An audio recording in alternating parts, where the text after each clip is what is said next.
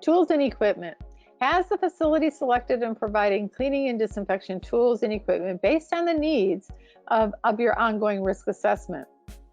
So when you do your risk assessment, you'll have a better understanding from a facility standpoint of what types of equipment you might need. In element 10, we'll talk about the chemistries. But equipment is interesting. So make a list of the equipment that you have, whether it's microfiber towels, whether it's mops and brushes, trigger sprayers, electrostatic sprayers, floor scrubbers, very intricate and innovative robotics. What do you have? How are you using it? Make that list, and what we want to see is what that list is. We're finding some very innovative solutions out there, and what we want to also make sure is that we communicate what those types of solutions that people are finding to the whole GBAC STAR community. Cleaning and disinfection chemicals.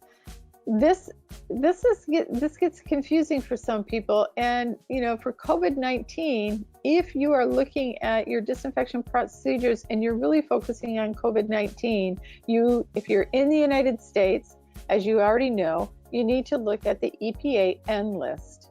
And that EPA N list is the approved chemicals from our environmental protection agencies that you can use against COVID-19 underneath the emerging pathogens rules. If you're in another country, you need to look to your country to see what it is that they are approving for fighting against COVID-19. Now, one of the things that I recommend to a lot of folks is look at what you're using, and then look to see, because next winter there may be a flu that you're concerned about. Make sure that it's on, look for a broad spectrum disinfectant or cleaning and disinfection chemicals. But again, that right now that it's applicable to COVID-19. Provide an inventory. I mean, you should have this anyway, and make sure that you have your SDSs, your data sheets, your safety data sheets for those chemicals, and make sure that your people are trained on this. How to use, how not to use. Some things, when you mix them, can really cause a hazard. And so be very careful about how you're selecting this. And we'll talk a little bit in another element about the contingency plans that you have against, in the event that all of a sudden you can't get your chemistry of choice, then what is your backup plan? It gets into your inventory control and management. How do you keep track of how much chemistry you have, or how your equipment, how your microfiber towels, if you're running low?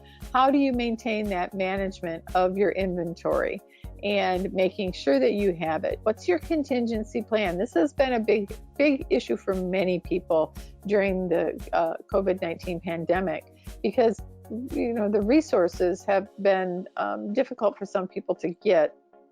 So what's your backup? How are you thinking about this? Try and think about your scenarios ahead of time versus a panic at the end. Personal protective equipment. Personal protective equipment is a very important aspect, not only for your facility, but for provisions from a standpoint of being able to purchase personal protective equipment, but it is a layer of protection for your employees.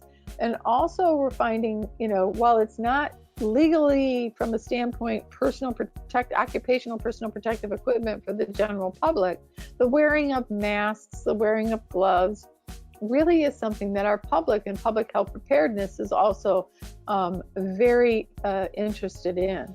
So have you looked at, whether it's because of your chemistry that you're using, the work practices that the individuals are being expected to do? Have you looked at and made sure that the personal protective equipment that has been selected is appropriate for the job that they're doing, for the chemistry that they're going to be working with, Do you have adequate supplies? What's your backup if you can't get your favorite N95 respirator, if that's what you're saying you need?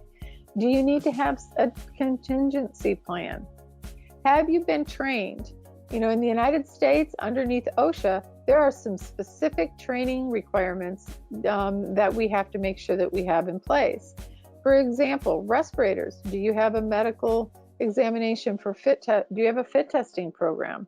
Have your people been examined medically to be able to wear a respirator?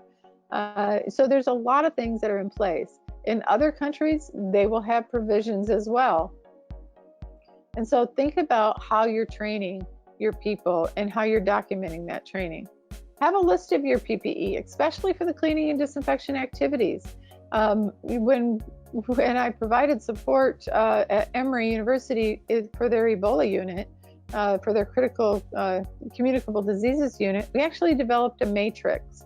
And that matrix was based on, for us, patient symptomology, and then what symptoms that they were potentially expressing, and what that meant to the different individuals and the different activities that were being done. So our doctors, our nurses that were actually going into the unit, or out at the nursing station, or those individuals who are in the lab, or those individuals who are working with the waste. What did the personal protective equipment look like?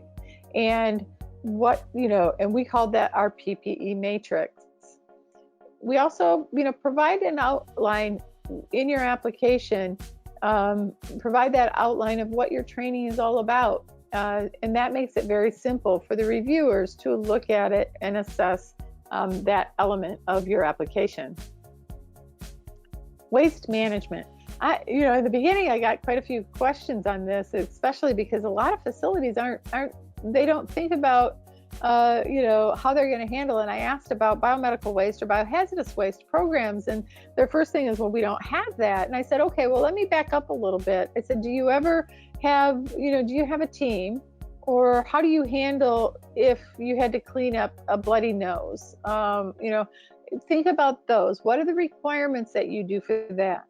Look to see if your local government has any requirements for waste that is from a known COVID-19 patient or individual. There may be some differences between just general cleaning and disinfection to this was a known situation. And so just make sure that you review your local jurisdictions and your local requirements.